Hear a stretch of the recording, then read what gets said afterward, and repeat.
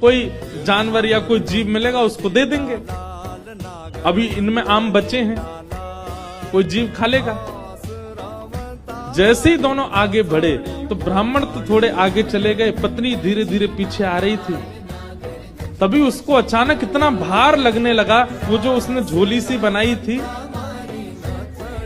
जैसे उसने देखा फिर झोली इतनी भारी हो गई, खोल करके देखा तो वहीं एक नन्हा सा बालक था, उसी का नाम पड़ा चोखोमेल। देखा फिर झोली इतनी भारी हो गई, खोल करके देखा तो वहीं एक नन्हा सा बालक था, उसी का नाम पड़ा चोखोमेल। उनका नाम चोखोमेला इसलिए पड़ा क्योंकि भगवान ने आम चोख करके और गोद में मेल दिया, इसीलिए नाम उनका चोखोमेला। अब इनके कोई माता पिता नहीं है, ये ठाकुर जी ने इनको भेजा। अब चोखोमेला को देख करके, उस बालक को देख करके ब्राह्मणी ने मन में विचार किया, अगर मैं इस बालक को लेकर के गई तो सब लोग पूछेंगे ये कैसे जन्मा, मैं सबको क्या उत्तर दूंगी, मेरी बात कोई नहीं माने। बालक को लेकर के गई तो सब लोग पूछेंगे ये कैसे जन्मा, मैं सबको क्या उत्तर दूंगी, मेरी बात कोई नहीं मानेगा कि झोली में अपने आप आ गया। और इस भय से कि संसार के लोग क्या कहेंगे, उन्होंने उस बालक को एक सुरक्षित सा वृक्ष था उसके नीचे छोड़ दिया, उसको स्वीकार नहीं किया।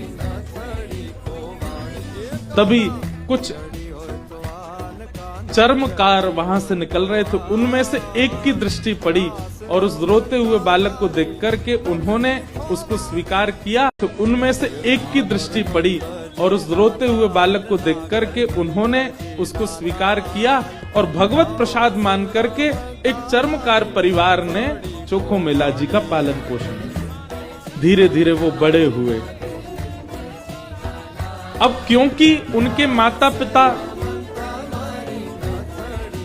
चर्मकार परिवार के हैं, इसलिए कई जगह उनको मंदिर में जाने से रोक दिया जाता। पर ठाकुर जी तो किसी की जात पात नहीं देखते ना, ठाकुर जी तो सबसे प्रेम करते हैं। बहुत लोगों ने रोकने का प्रयास किया कि इनको मंदिर में ना घुसने दिया जाए, ये अधिकारी नहीं है, लेकिन वो तो इतने भाव में आ गए कि वो घुसते ही चले गए। और जैसे भीतर पहुंचे महाराज, लोगों ने घेर करके चोखोमेला जी को पीट दिया, बहुत मारा, उनके वस्त्र फाड़ दिए, सिर में चोट लगी, हाथ में चोट लगी, पैरों में चोट लगी, सब जगह इतना जख्म दे दिया। चोखोमेला जी रोते रोते वापस आ गए। पंडरीनाथ भगवान को भोग नहीं लगा पाए। शाम का समय चोखोमेला जी अपने सब घावों को, जहां जहां से रक्त निकल